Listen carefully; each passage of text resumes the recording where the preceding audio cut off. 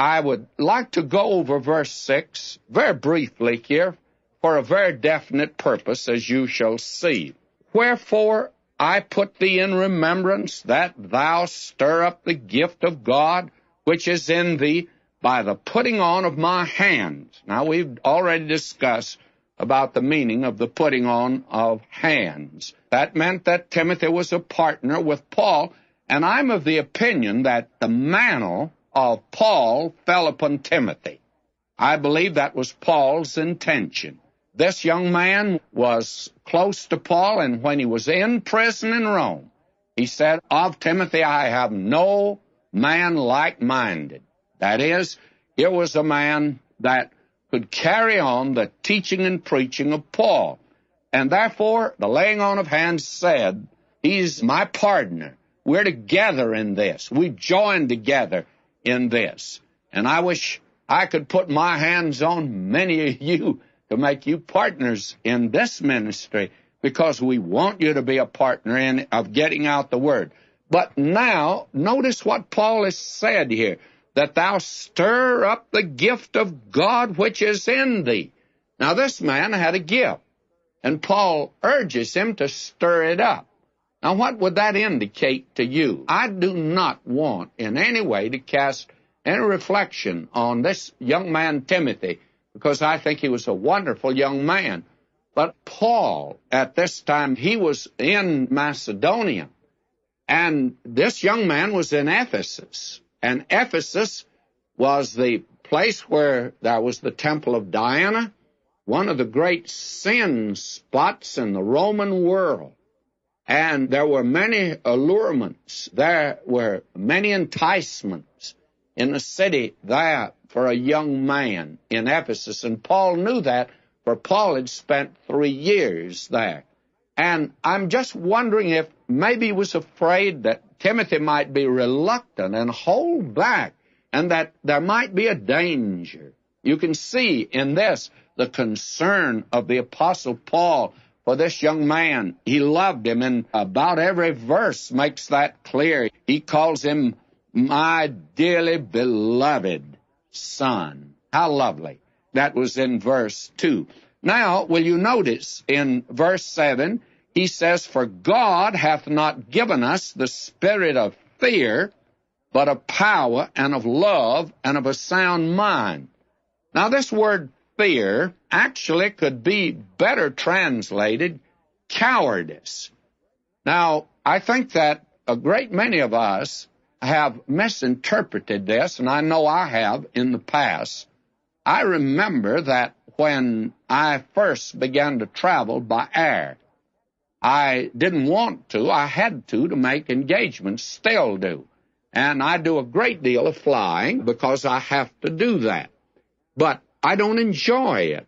And at first, this disturbed me a great deal. Many years ago, I would make a flight, and then I would lie on a board filled with nails, as it were, rebuking myself because of my fear.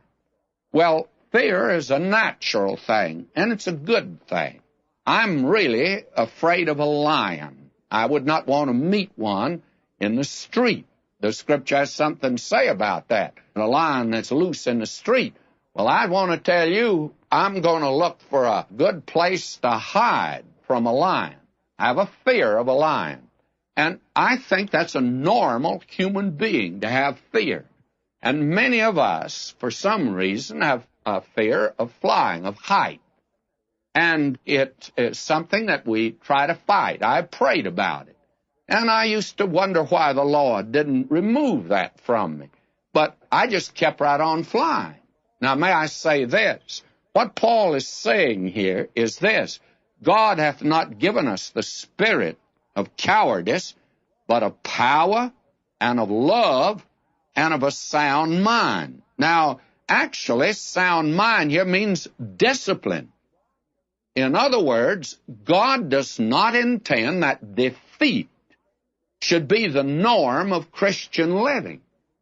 In other words, we should be disciplined Christians and not be a slave to our emotions. Many of us today are slaves to our emotions, and we are moved by that. And that's the reason that when the picture of a poor little hungry orphan is put on literature, people will send in money. I've been looking around for a picture. There have been times in this broadcast I wonder, maybe we didn't need something like that. Why? It appeals to people's emotions.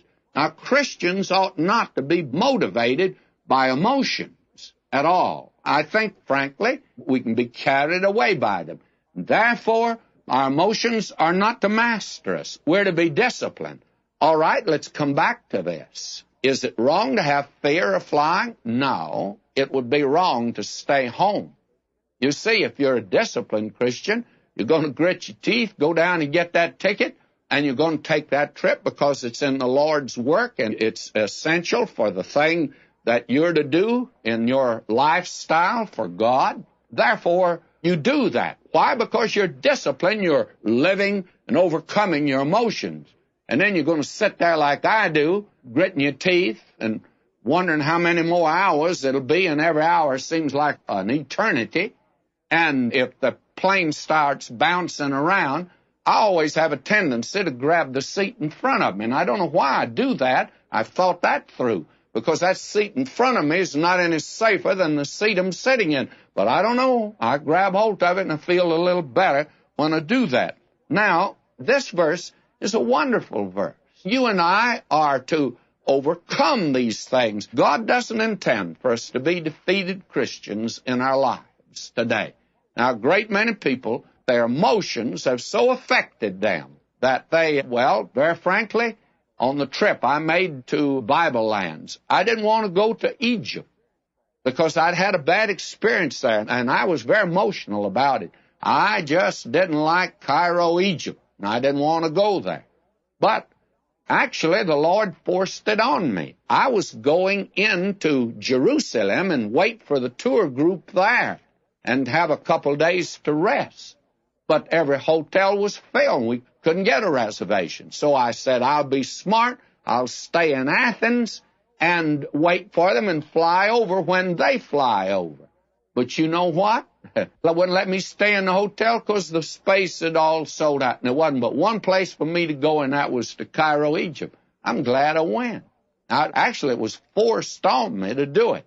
But I thank God I overcame my emotions, and I didn't overcome them. The Lord forced it on me. But I'm thankful that He did, because not only had a delightful visit, I learned a great deal. Now, I believe that that's the